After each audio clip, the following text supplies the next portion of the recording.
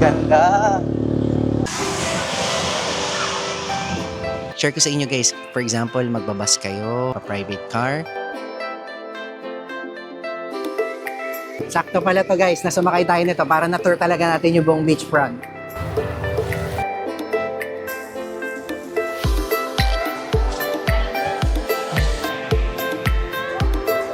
Ayun nga pala guys, ang wifi dito, ang signal dito ha. Wow! Hi guys! Welcome back to another vlog. This is Joel Arboleda and for today's video, nandito tayo ngayon sa Liuliwa Beach, Zambales. So guys, today i-share ko sa inyo paano pumunta dito sa Liuliwa Beach and also kung meron kayong plan na puntahan na beach destination na malapit-lapit sa Metro Manila, then this video is for you. Also, of course guys, yung vibe ng Liuliwa Beach at maraming masasarap na restaurant na pwede nating itry. Plus of course, other activities na pwedeng gawin dito sa Liuliwa Beach mismo kasi medyo unique yung mga activities dito. Also, share ko sa inyo guys, for example, magbabas kayo, magpa-private car, magkano yung possible cost, and saan bababa, saan sasakay. Ayan, so nandito na tayo ngayon guys sa ating Airbnb. Nakita nyo guys, ito ay it's a tree house guys. Tapos by the way guys, today is April 12, Sunday. Ayan, share ko sa inyo guys in a few while yung details, magbababa lang kami ng gamit. Guys, yung Airbnb meron pang ganito, hammock. Tara po tayo dito. Duyan-duyan muna tayo. Ayun pala, yung pagdating dito, naka-private car kami. Kami lang ni John magkasama, tsaka si Kobe Boy. Ang naging travel time namin from Manila ay 3.5 hours. Roughly, nasa ganon. And then, binaybay namin guys ang Skyway and then NLEX hanggang makarating. Umexit kami guys ng San Fernando, Pampanga. Tapos, roughly ang binayaran namin guys sa toll fees, umabot siya ng around 700 pesos. And then suggestion ko sa inyo guys, kung magpapagas kayo, maraming gasoline station na pag-exit mo ng San Fernando, Pampanga na di hamak na mura kumpara magpagas ka sa Manila bago ka umalis. Kasi may nakita kami doon guys, example yung gasoline station name niya Refill, 132 pesos per liter yung diesel nila. As of today. Nung nagpagas kami sa Manila, Mandaluyong, nasa 150 guys yung aming per liter. So yun, medyo nanghinayang kami do sa part na yun. Tapos guys, sa mga magbabas naman, yun pala guys, sa mga naka-car, madali siyang puntahan kasi isang straight, ginamit lang namin si Google Maps, and then dito na kami guys mismo literal sa Liuliwa Beach bumaba, malapit sa Airbnb. And then nagpark lang din kami guys dito lang along the area na walkable naman dito sa Airbnb. And then of course sa mga magbabas, ni-research ko guys, ang pinakasasakyan mo lang naman talaga ay Victory Liner. Tapos ang Victory Liner guys, marami naman sa ating terminal no, sa Manila. Meron sa Cubao, sa Pasay, sa Pitix, Sampaloc, yun, sa Manila. So yun guys, ngayon sa Victory Liner, sasakyan nyo guys ay either Iba, papuntang Iba, Zambales, or Santa Cruz. Tama dyan, no? Tama, Santa Cruz. So yun, dalawang ruta guys. Pero guys, yung pinakadulo kasi ng bus na yun, na ang dulo niyang pupuntahan is Iba or Santa Cruz, no? Ang Liuliwa Beach ay nandito sa bayan ng San Felipe, Zambales. So bago pa kayo guys dumating sa pinakadulong ruta, kailangan nyo magsabi sa conductor or bago kayo sumakay, sabihin nyo na sa San Felipe lang kayo bababa kasi pupunta kayo ng Liuliwa Beach. And then pagbaba nyo guys, usually binababaan nila yung price pagka ganun pero upon checking nasa around 500 to 600 pesos ang price ng ticket. And then ang travel time is around 3 to 4 hours. And then guys, ang bababaan nyo sa San Felipe Market.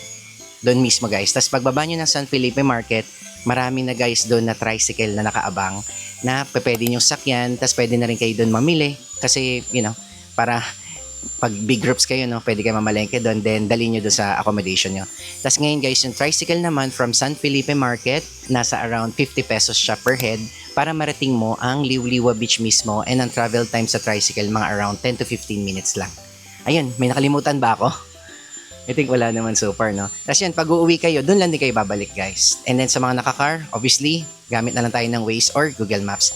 As guys, punta na tayo sa beach area agad-agad. Medyo hinapon na kami ng dating, guys. So mag-try na agad tayo ng isang activity dito. Guys, nakalimutan ko pala, meron pa palang isang ruta, yung Olongapo. Victory Liner, tas Olongapo. Pero kasi sa pag Olongapo, guys, yung sinakyan nyo, bababa kayo obviously ng Olongapo. And then after that, kailangan yung lumipat ng bus. Usually yung mga naghahantay sa Victor Liner doon sa Olongapo, maghahantay ka ng bus na dumadaan na papuntang Iba. So in short, magdodoble yung sakay mo, tapos iba yung bayad doon sa Olongapo bus, and then iba rin yung sa Iba. Pero sabi naman nila, based sa mga napanood ko rin, may mga dumadaan-daan na Iba bus, parang every 10 minutes may dumadaan. Ayun, tara labas na tayo. Ganda, no? Tree house. Yan. Tapos punta tayo doon sa beach area. Pakita ko sa inyo, guys, kung ano yung mga pwedeng activities doon. Ano yung mga eksena doon. Kasi first time din namin, guys, napunta dito. Wala kaming malay. Alright. Ganda, no? Bang iba yung vibe ng ng Liwliwa. From Mommy Phoebe's. Yan, sikat na sikat yan dito. Tatry din natin yan for sure. Sabi daw, dito daw tayo kakaliwa. Sa tapat niyan, itong eskinita, yan yung papuntang beach area.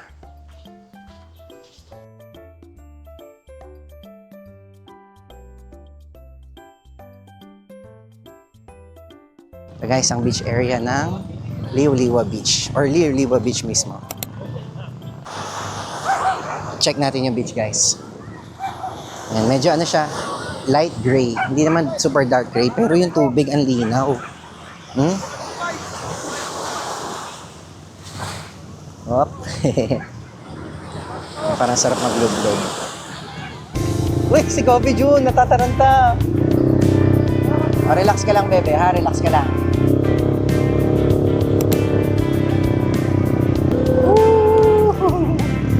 Uy, anong ginagawa mo?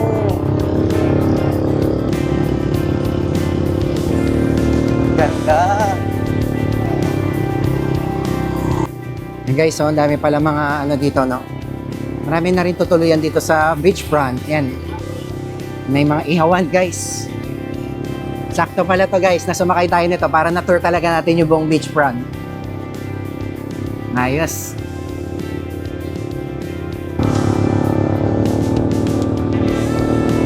Yan.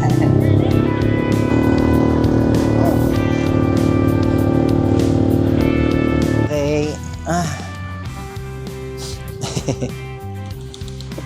Dito, guys, magandang spot. Sa bandang dulo na siya, guys. Kasi wala masyadong tao. Ganda, guys. Magmula doon tayo.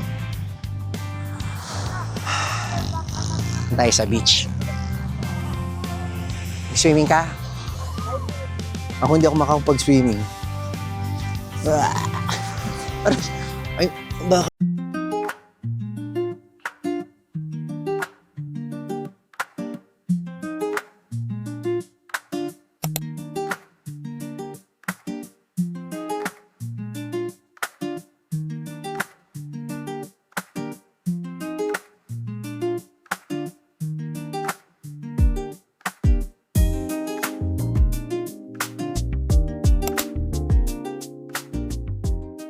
Yeah. Yan sila, kuya. Alas 7 pwede. Dilim na eh. Ano siya? Yung po, no, UFO. Pang-ilanan po yung UFO. Animan. Yung pabilog, guys. Tapos ilang yun? Magkano isa? 500. 500. Tapos ano pa yung isa po, boss? Yung sa Dragon Boat, jet ski, Jet ski. Magkano naman po jet ski? 3.5. 3.5, 30 minutes. Jet ski, 3.5, 30 minutes. Yung Dragon Boat, 150 per head. tas ang 150 per head, tas Isang ikot lang yun. isang ikot. Pero ilanan po yun? 12. 12, okay. Boss, thank you ah. Thank you. Saan na dinala natin yung Ha? camping po? Mabukas na lang. Hi, thank you po. Ito pala, guys, yung price ng ATV, nagbabari siya, no? So yung sa amin, 30 minutes, 500. Then meron ng 1 hour, Coastal Trail, Falls Trail, Lahar Trail. Kasi yan ang mga prices, guys. Ayun. Sarap. Baboy.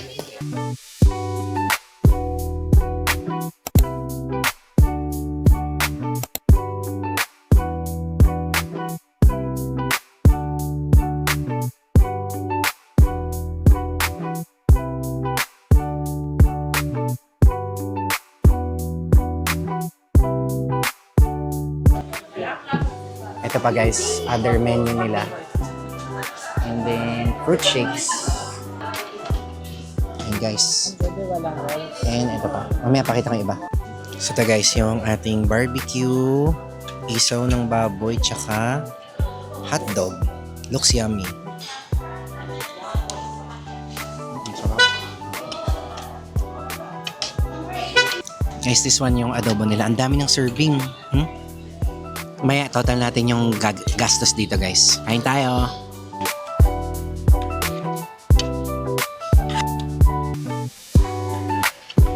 Guys, yung pagkain nila dito, sobrang sarap. As in, yung Bicol Express, meron siyang kasamang tenga ng baboy. Tapos yung kanilang mga barbecues, ang sarap din. Yung tortang talong, ewan ko, simple lang ng tortang talong, pero ang sarap nito. Kaso guys, ang problema, sa sobrang dami nilang menu, as in lahat nandun na yata, sobrang dami rin namin in order. Kaya yung bill namin umabot guys ng nasa 1,200 pesos para ngayong gabi. Yun. Tapos guys, yung suggestion ko sa inyo if ever mahina lang naman kayo sa mga ulam-ulam, yung isang order nila na ganito guys, punong-puno. Lalo na yung adobo, ang dami-dami. Kaya nga sabi namin ni John, pag kumain ulit dito, maghati na lang kami ng isang ulam tas isang extra. Kasi nga marami sila mag-serve. Sulit naman, kaya pala siya sikat dito. So yan guys, meron ding sari-sari store.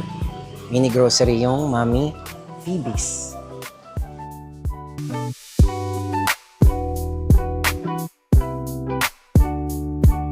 Ito pa pala in order natin guys.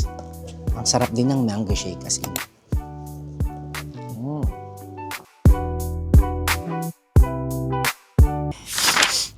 Nagising lang guys, literal. Kabe, good morning kabebe. Narinig nyo kaya yung mga huni ng ibon? Ang chill pala talaga ng place na to. Actually wala pa akong talaga plan gumising. Pero nung nagising ako, gusto ko pa matulog sana. Kaso nga, sobrang parang nanghinayang akong wag gumising. Kasi ganito yung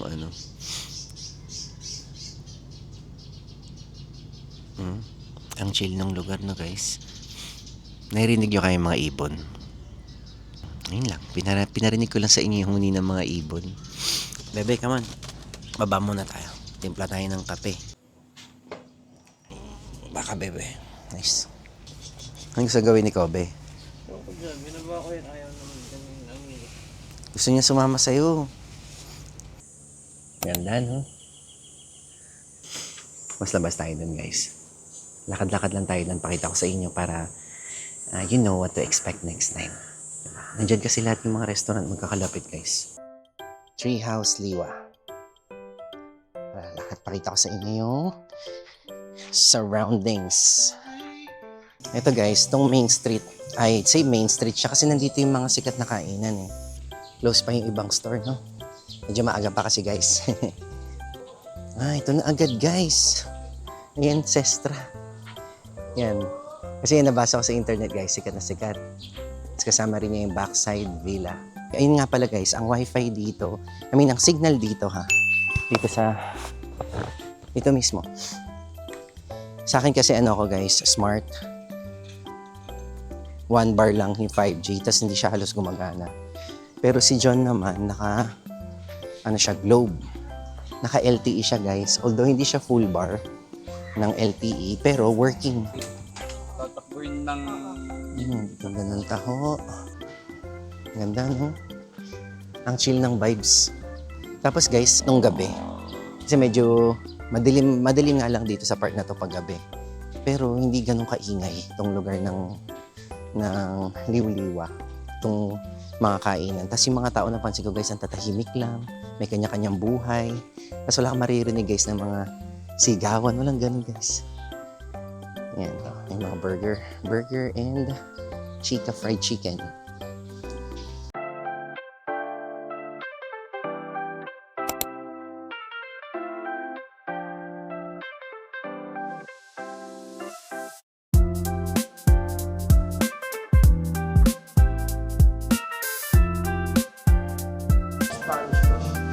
Thank you.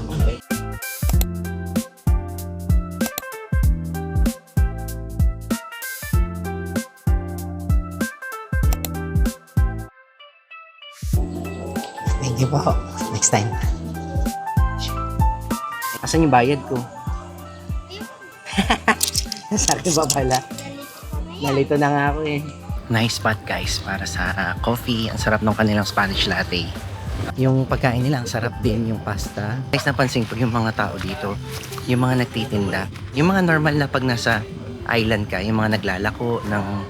So kasi meron sa akin lumapit na 3. Isang naglalako ng espasol, isang naglalako ng souvenir, tapos isang naglalako ng... Ayun, yung bagets na naglalako ng... Ang tawag doon? Kutsinta. Basta yun yung kakanin. Yung espasol guys, inalok niya ako. Tapos sabi ko, sorry po sir, thank you. Okay po, thank you. Alis. Tapos yung isa naman, nagaya din siya ng souvenir po. Like, thank you po sir, next time po. Umalis na rin siya agad guys. Hindi sila yung yung alam mo yun, yung normal na pagka inalok ka, yung talagang minsan dudumugin ka pa. Tapos, kukulit-kulitin ka na, pilitin ka na bumili. Yung gano'n. Alam mo naman na nagne-negosyo sila, di ba, na yung kikitain nila, malaking bagay para sa kanila for the day. Pero sila, dito, kakaiba. Yayayain ka nila, aalokin ka nila, pero alis sila agad guys. Legit. Pagkain ko, Ha? langgam. Ang dami nga langgam. Pero kumain siya. Oh, Ano yan? pasta. Ay, puchik! Nauntog na yung bebe ko. Naku po.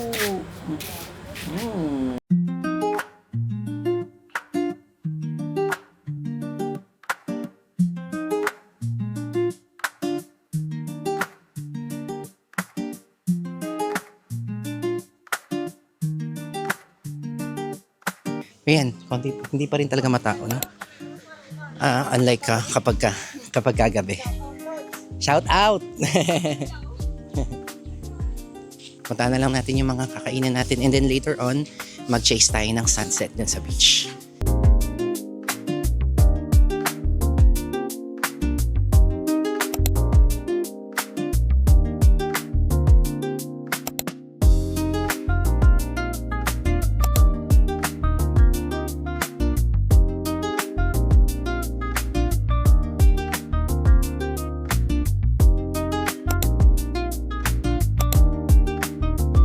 Let's eat guys.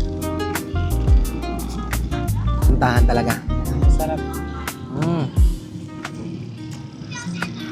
And, napakadaming cheese sa loob guys. Tapos ang daming laman. Sarap.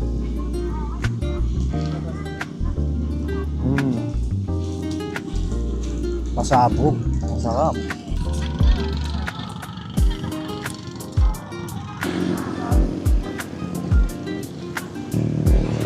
Swimming ka na? Okay. Sunod ako sa'yo. Guys. Sana na-justify ng camera. Ganda guys ng sunset dito.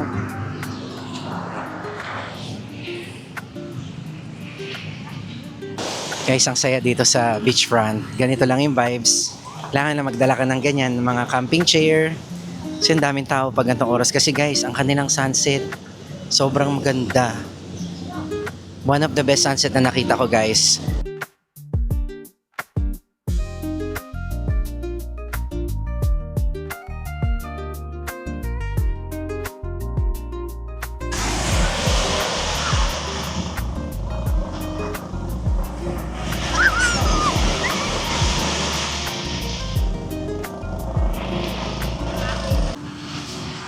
Guys, shout out pala sa inyong lahat and super duper thank you guys. Yung recent video uploads ko guys, yung Tingloy, Batangas, first time ko guys na maka-reach ng 1,000 views. And syempre guys, sa bagong creator like me, nasa more than, wala pa ako guys 3 months na nag-YouTube. Sobrang swerte ko guys at dumating kayo at nasuportahan nyo guys yung mga videos. Kasi syempre small creator guys, may mga requirements yan para ma-start kang ma-monetize, yung mga ganun. Sa akin hindi ako nag-iisip guys kung kailan mangyayari yun kasi masaya ako sa ginagawa ko. Masaya ako na nakakapag-travel kami And masaya ako na na-share ko yung mga napupuntahan ko. And ang swerte lang din talaga guys na bigla na lang out of nowhere, bigla siyang ang dami niyang views guys. Kaya maraming salamat.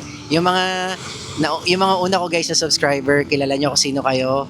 Lagi kayong nagko-comment, nagbibigay ng advice. Sobrang thank you rin sa inyo guys. And of course, shout out din syempre sa mga bagong subscribers. Guys, comment kayo kung meron kayong gusto niyo puntahan natin.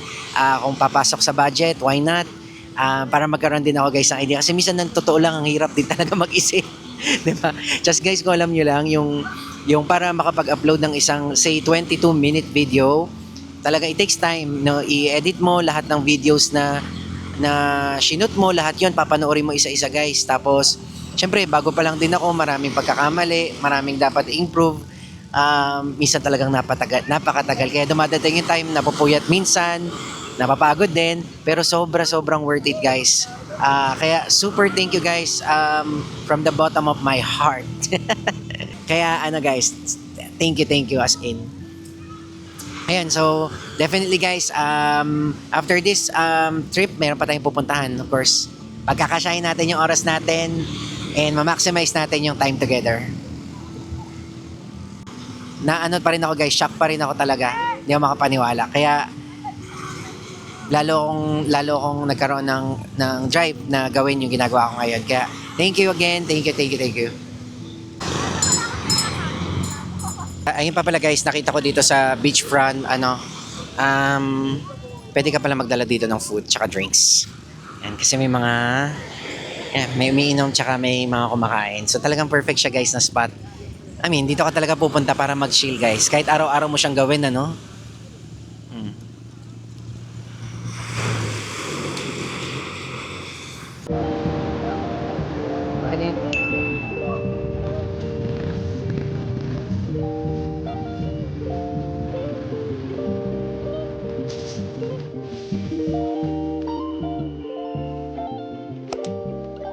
Tapos ito yung kanilang prices.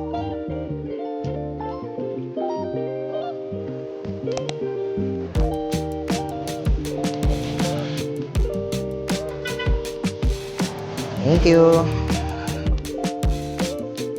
Saan mo gusto? Ang cute. Guys, ang cute niya, no? Ito yung binayaran namin guys dito. 183 scoops. Kaya ko na ito gusto tikman. Let's cheers.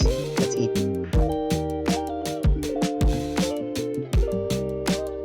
Ako po. Doon, ang sarap. Pero iba.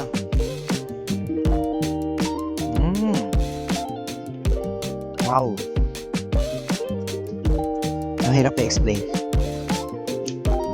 Ano siya guys? Parang ice cream na gata, na cream. Tapos may mga crunchy parts, tapos hindi sobrang tamis din. Ang sarap.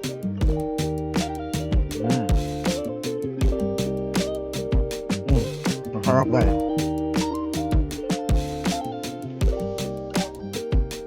Finish.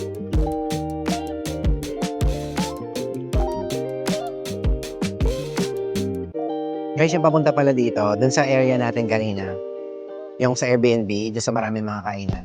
From there, lalakarin mo siya ng mga 7 to 10 minutes. Or pwede ka naman mag-tricycle dun sa kanto. 25 pesos daw yung tricycle per head para mapuntahan to. Nasa inyo kung mag-tricycle kayo or mag-walk na. Nag-walk kami guys. Pero ngayon pabalik doon sa Airbnb, mag-tricycle. Kasi maraming aso guys. Malalaki. Si Kobe na ano siya, ang bilis mang pangamoy ng aso, no? Bigla na lang siyang aatakihin. May aatakin ng isang aso. Ganun. Pag nakita siya. Let's go, guys. Tara na, John. Morning, guys. I'm so sorry, hindi na ako nakapag-video kahapon, guys. Pero, dahil dyan, ipagtitibla ko kayo, guys, ng kape. Nasaan? Okay. Galing ako magtimpla, guys. Anyway guys, kwento ko lang yung kagabing nangyari, no? So after natin doon sa may Kakakoko, madilim kasi yung lugar guys. Tapos Monday, halos walang dumadaang tricycle. Tapos ang swerte, may dumang isang tricycle, kaya napara namin siya. Tapos pagsakay namin guys, nagulat kami, parang after 2 minutes, bigla na lang niya kami binaba. kasi meron siyang isang nakitang tricycle din na nakatabi, tas pinalipat niya kami. Tanong namin sa kanya, "Kuya, bakit niyo po kami binaba?" Ang sabi niya, "Hinatid ko lang kayo dito sa isang tricycle." Sabi ko, "Okay po, magkano po babayaran?" Wala na kayong babayaran." Sabi ko, "La sir, bakit niyo po kami, ba't di niyo pa kami diretso?" Alam mo sabi niya guys, kasi daw sa kanila dito dito sa area nila, wala sila yung pag merong naisakay na pasahero tapos pabalik ng beach, pag merong isa pang tricycle na nakapila dun sa mismong terminal nila, ihahatid, ida-drop nila dun. Hindi sila kumbaga nag-aagawan ng pasahero. Tapos tinanong ko siya kung magbabayad ba ako. Sabi niya, "Hindi na, hinatid ko lang talaga kayo." Ang bait nila guys. Sabi ko, "Kuya, ba't niyo pa kami hinatid?" Ang sabi niya, madilim na daw dun at hindi daw kayo makikita ng tricycle.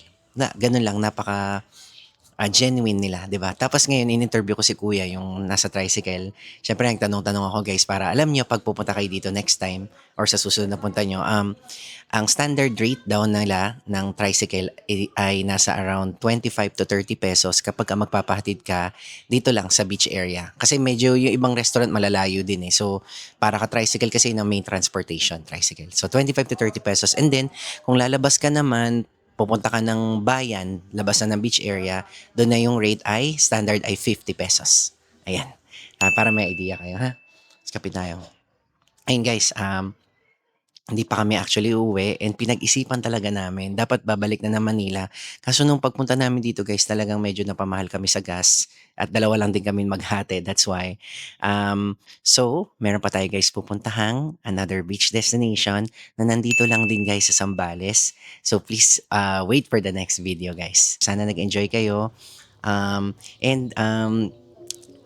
naghahanap kayo guys ng mapupuntahan na malapit sa Metro Manila, one option, obviously, itong Liuliwa Beach. Sobrang chill ng vibes niya, guys. And ang sasarap na mga kainan. Plus, ang dami mo pwedeng gawing activities. Another thing, napansin ko, yung waves ng dagat, no? Yung alon, hindi ganun kalakas. Siguro by season yun, ano? Kaya, kung pupunta kayo dito para mag-swimming, makakapag-swimming din talaga kayo sa beach guys. Kaya na ginawa ni John. Ako lang din nakapag-swimming guys kasi si Kobe kailangan may kasama palagi. Thank you again guys sa pag-subscribe ninyo. Maraming salamat. And kung meron kayong suggestion na pwede natin puntahan next time, feel free to drop a comment. Okay? Alright, I'll see you guys on my next videos. Bye-bye.